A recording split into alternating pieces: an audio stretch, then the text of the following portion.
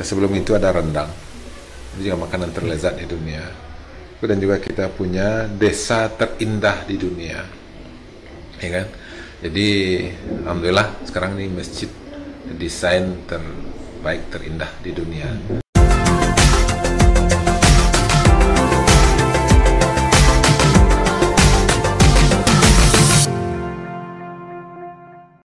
Assalamualaikum warahmatullahi wabarakatuh. Berjumpa kembali dalam podcast Bang His. Alhamdulillah saat ini telah hadir di studio kita Gubernur Sumatera Barat Buya Maheldi.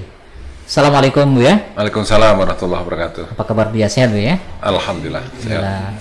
Ini perjalanan dari Sumatera Barat ke Jambi bagaimana Buya? Alhamdulillah menyenangkan. Alhamdulillah. Karena memang di kiri kanan banyak rumah-rumah kan. Alhamdulillah. Banyak Jalur darat Buya? Kalau tadi dari Jakarta. Jakarta. Insya Allah besok jalur darat ke Dharmasraya. Ini Buya kan beberapa kali sudah ke kota Jambi, khususnya Buya, dan Alhamdulillah. saya kira Buya melihat perkembangan di kota Jambi gimana Buya? Luar biasa perkembangannya. Dan ini daerah Kota Baru ya. Iya. Kota Baru ini dulu jarang rumah di sini. Iya Buya. Tahun 80-an saya ke sini. Dan sekarang udah penuh dengan bangunan, bahkan pusat pemerintahan di sini sekarang kan. Iya. Ini tentunya perkembangan luar biasa dan sudah sangat maju sekali, dan bahkan kayaknya mengalahkan Sumatera Barat nih kayak Jambi. Alhamdulillah. Buya, mumpung Buya kesini gini, kita ingin mungkin mendengar banyak cerita tentang Sumatera Barat dan Buya nanti secara khusus mungkin. Jadi kalau Buya ketika gempa bumi waktu itu Buya menjadi wakil wali kota ya Buya. Mungkin iya. Buya bisa ceritakan, artinya itu ketika memang Kota Padang secara khusus mengalami titik nol Buya ya. Iya. Mungkin. Iya. Ya karena memang tahun 2009 ya, waktu itu saya menjadi wakil wali kota Padang sampai tahun 2014 ya. Dan ketika gempa itu kan memang dampaknya sangat serius ya, belasan ribu rumah-rumah yang hancur, dan kemudian juga gedung baik kantor kota Padang dan kemudian juga provinsi, kemudian juga perkantoran yang lainnya banyak yang rubuh ya. Dan memang itu menjadi pengalaman kita di dalam menghadapi musibah ya, dan tentu ini itu menjadi bagian langkah kita ke depan dalam untuk meminimalisir dampak daripada gempa ataupun juga bencana alam itu.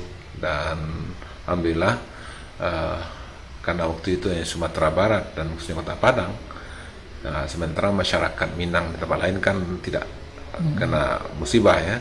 Alhamdulillah dukungan cepat, dan kemudian juga untuk rehab rekonnya juga bisa berjalan cepat dan cukup baik, sehingga tahun 2012, 11, 12 itu pertumbuhan ekonominya meningkat jauh ya. Karena apa? Karena memang banyaknya dukungan bantuan yang masuk ke Sumatera Barat. Dan berbeda dengan COVID sekarang ini, yaitu dampaknya dunia, jadi semua kita merasakan. Tapi alhamdulillah karena semangat kebersamaan, kekompakan, hubungan antara ranah dan rantau itu terbangun secara baik, dan ini sudah menjadi ikatan emosional yang cukup tinggi ya di Sumatera Barat, sehingga ini menjadi modal bagi kita dalam pembangunan, dan termasuk ketika gempa dan juga sekarang ini. Dan bahkan ini memang kita jadikan menjadi bagian yang harus kita perkuat dalam rangka untuk dukungan kepada pemerintah di dalam pembangunan di daerah. Ya alhamdulillah. Jadi memang terlihat sekali sekarang sudah pesat pembangunan di Kota Padang dan Sumatera Barat. Memang kita mendengar juga bagaimana Buya berusaha untuk ketika menjadi wali kota membenahi pasar, mengajak pedagang-pedagang untuk lebih tertib lagi. Buya mungkin bisa cerita Buya, mungkin pendekatan dan seterusnya, karena memang ini kan menjadi masalah di mana-mana ketika terjadi bentrok antara pedagang dengan pemerintah misalnya. Sebetulnya tidak mesti terjadi bentrokan. Iya Buya. Kenapa? Karena memang kita akan membangun Nah, pembangunan itu untuk siapa? Kan gitu lagi. Nah, kalau seandainya masyarakat mengetahui, memahami masa pembangunan untuk mereka, saya kira tidak ada mereka akan menghalangi. Nah, inilah komunikasi ini yang dibangun dengan masyarakat ketika kita memulai ataupun juga akan melaksanakan pembangunan itu. Dan ketika selesai memang itu memang dirasakan oleh masyarakat dan apa yang kita komitmenkan terlaksana.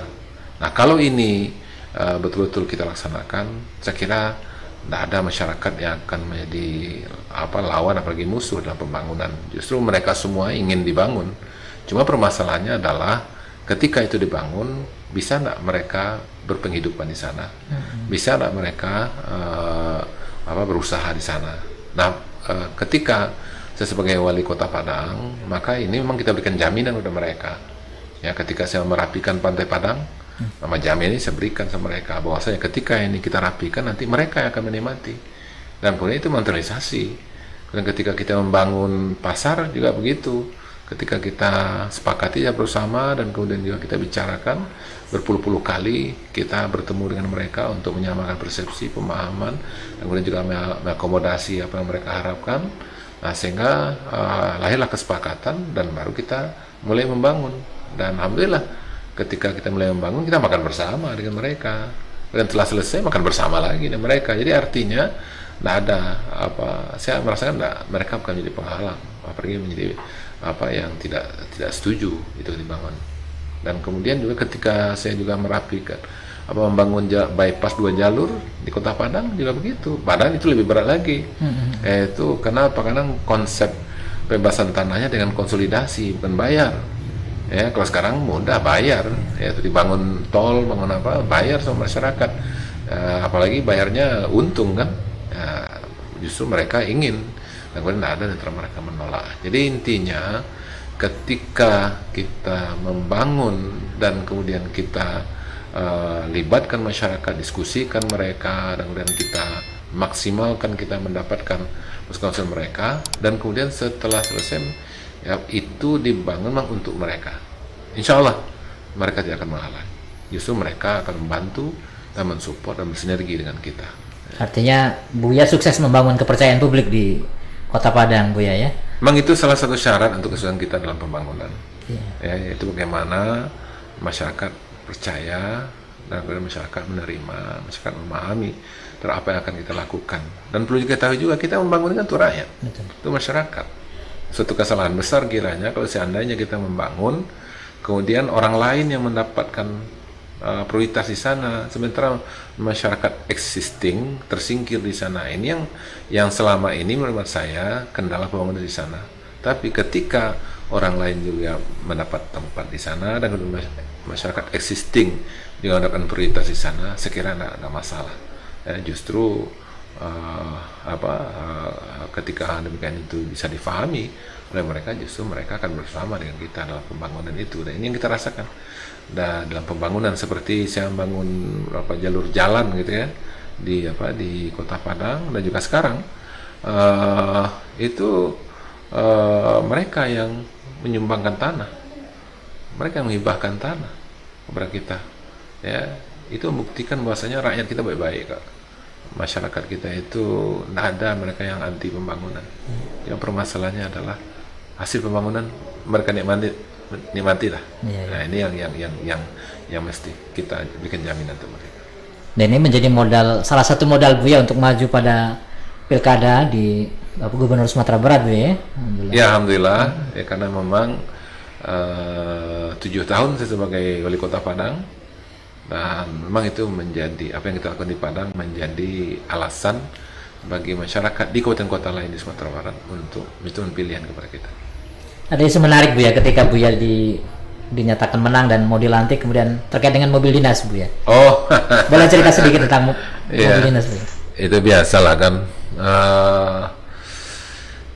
Itu memang terjadi kalau saya lihat itu kepala daerah dari PKS. Ya, itu rata-rata terjadi. Sama juga dulu ketika di DPRD, saya di DPRD provinsi dulu, itu juga mobil dinas juga menjadi pembicaraan juga. Ketika Pak Irwan Prayitno sebagai gubernur dulu, itu juga menjadi suatu yang heboh juga kan. Dan dan kemudian ketika kemarin juga begitu. Dan sebetulnya itu kan sudah dianggarkan sebelum kita. Dan kemudian justru saya pilih mobil yang memang tidak seperti orang lain pilih, gitu kan. Kalau dibandingkan dengan provinsi-provinsi lain, tidak ada lagi gubernur yang pakai Pajero ya. Justru di antara mereka ada di atas itu. Bahkan ada di antara bupati waktu itu yang mendorong saya untuk mobil yang harganya sampai di atas 2 miliar. Saya bilang tidak mau, biarlah saya ini aja cukup, dan alokasi anggarannya itu 2, sekian, dan kemudian kita cuma ambil yang 700 ya. Jadi artinya secara aturan pun tidak ada yang masalah. Kemudian juga harga pun juga ya, menengah ya, menengah di bawah. Dan kemudian itu pun juga adalah sudah dianggarkan sebelumnya. Jadi kita akan melakukan apa yang sudah disepakati oleh DPRD dan sudah dituangkan dalam PBD. Iya, ya. Jadi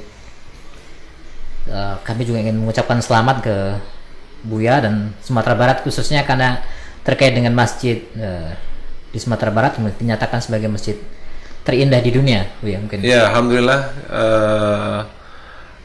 kita memang Masjid Raya Sumatera Barat memang dikukuhkan, yang penilaiannya itu adalah di Arab Saudi, di Madinah ya.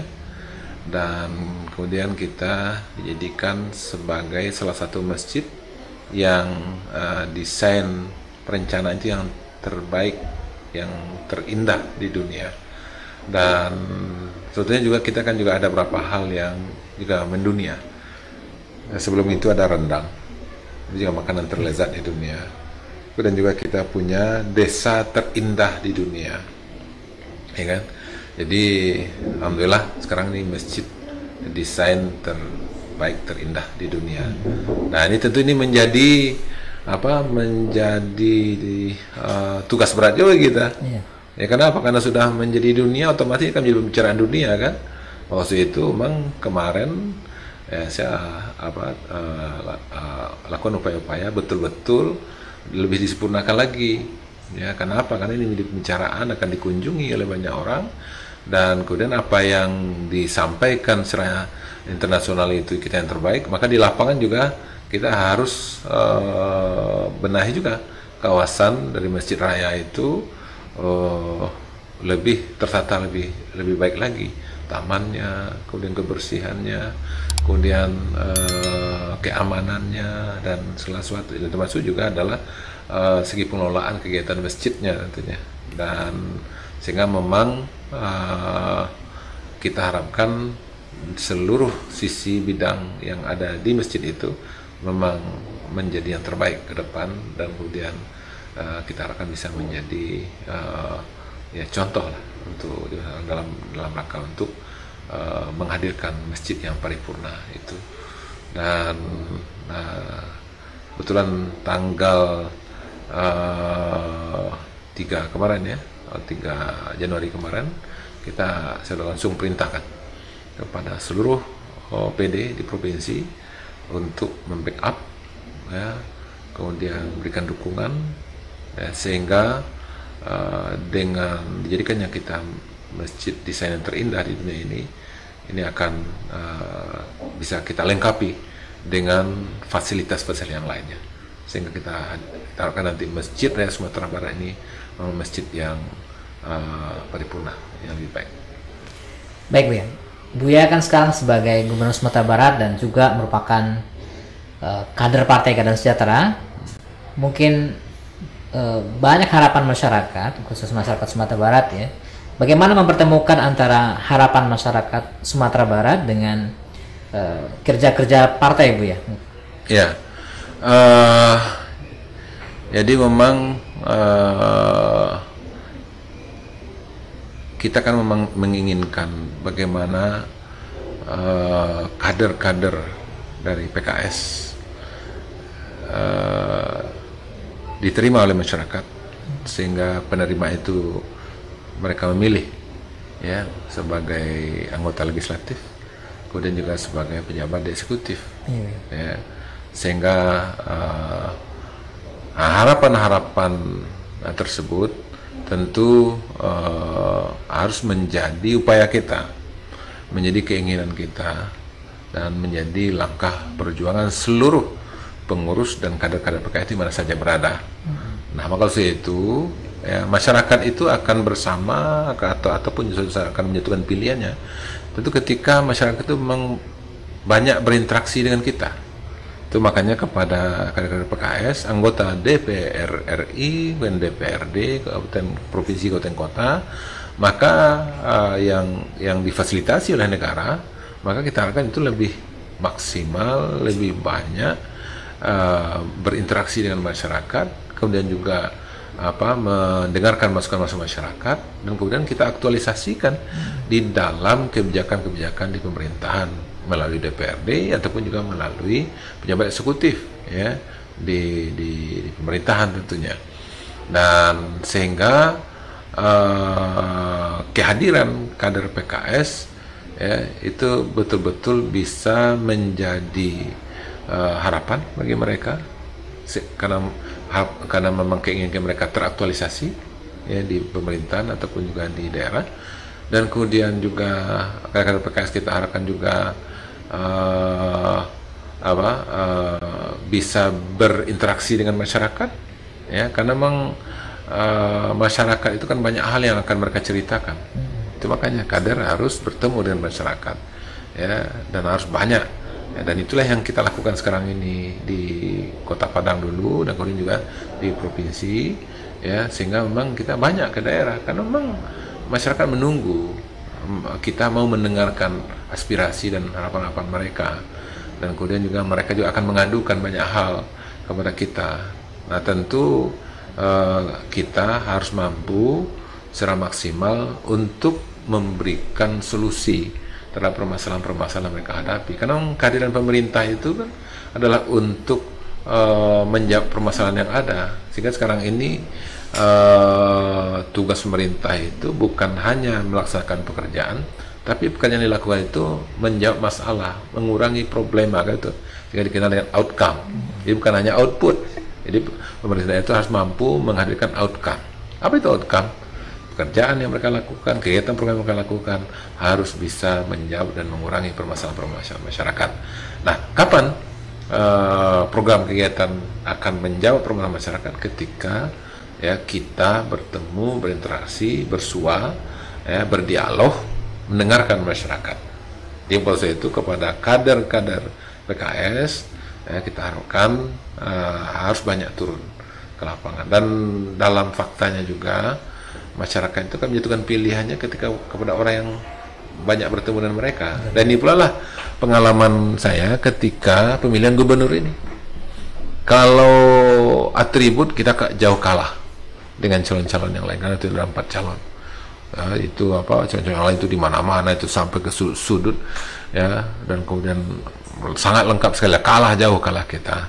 Nah, cuma sebagian mereka kan juga gambar aja yang ketemu dengan orangnya. Tapi alhamdulillah ya, kita langsung bertemu dengan masyarakat, sehingga pada waktu itu sehari itu acara saya sampai 16 juga sampai 20 setiap hari. Nah, itu menghadirkan masing-masing acara itu bisa 100 atau 150 gitu kan. Nah, itu yang kita lakukan. Jadi dan saya kira itu salah satu yang menjadi penyebab sehingga kita direspon baik oleh masyarakat, dan mereka memberikan pilihannya kepada kita. Dan kalau kita hadapi dengan dengan atribut dan kemudian juga dengan lainnya, kita kalah jauh dibandingkan dengan calon-calon yang lain. Karena memang calon-calon PKS ini kan mereka orang yang biasa-biasa aja kan, belum ada menjadi orang yang luar biasa. Apalagi dalam hal masalah finansial. Nah, maksud itu itulah yang harus kita lakukan. Harus ketika masyarakat butuh kita harus hadir. Ketika ada suatu hal yang perlu kita advokasi. Nah, sehingga kehadiran kita itu betul-betul ada di mata masyarakat dan di hati dan di lingkungan masyarakat. Baik Bu ya. Ada satu pertanyaan lagi Bu ya. Jadi mungkin Buya punya mimpi besar untuk Sumatera Barat Bu ya. Saya kira mungkin bisa disampaikan kira-kira mimpi besar Buya sebagai seorang gubernur terhadap Provinsi Sumatera Barat Bu ya. Iya, tentu juga sebagaimana juga harapan oleh Presiden tentunya dan pemerintah Republik Indonesia ya, karena kita berada di merupakan bahagian daripada tataran nasional. Nah, maka itu kita di Sumatera Barat ingin memberikan yang terbaik untuk nasional di sisi pertanian. Itu makanya kita konsen sekarang untuk pertanian, baik segi hasilnya dan juga kesejahteraan petaninya, sehingga bagaimana pendapatan petani bisa ada peningkatan.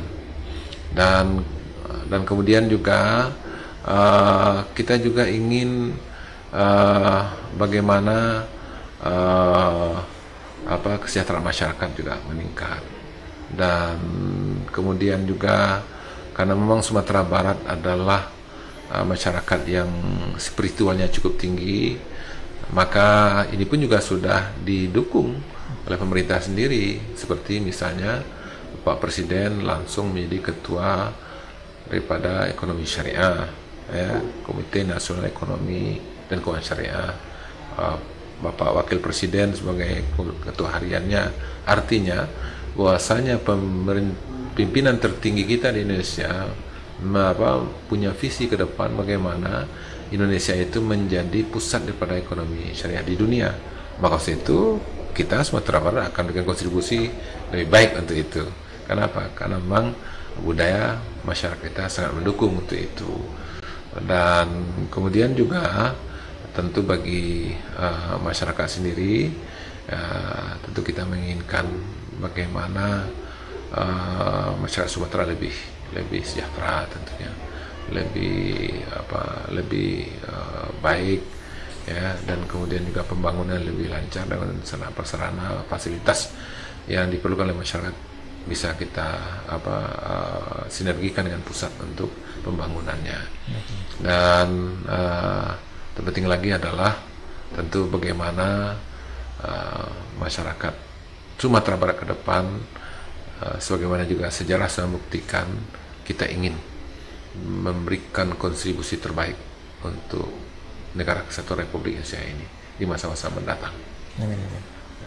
Mungkin agenda Buya setelah ini di Provinsi Jambi, ya alhamdulillah kita terima kasih kepada pemerintah Provinsi Jambi yang tadi ketika saya datang di Bandara Sultan Toha ya, akan disambut oleh Pak Sekda, kemudian juga beberapa kepala dinas, dan luar biasa penyambutannya. Saya tidak menyangka juga respon Pak Gubernur seperti itu, karena memang saya dengan beliau ini, dengan Pak Haris ini sudah dalam sebelum-sebelumnya juga banyak momen kita bertemu dan bersinergi beliau. Dan insya Allah hari ini saya juga akan ketemu dengan masyarakat Minang yang ada di Provinsi Jambi, dan insya Allah nanti malam kita akan bersama-sama dengan Pak Gubernur dan Ketua OPD Provinsi Jambi untuk membuat komitmen dan kerjasama. Dan insya Allah besok pada hari ulang tahun Provinsi Jambi, maka Provinsi Sumatera Barat membuat komitmen bersama dengan Provinsi Jambi di dalam sinergi pembangunan antar provinsi ke depan.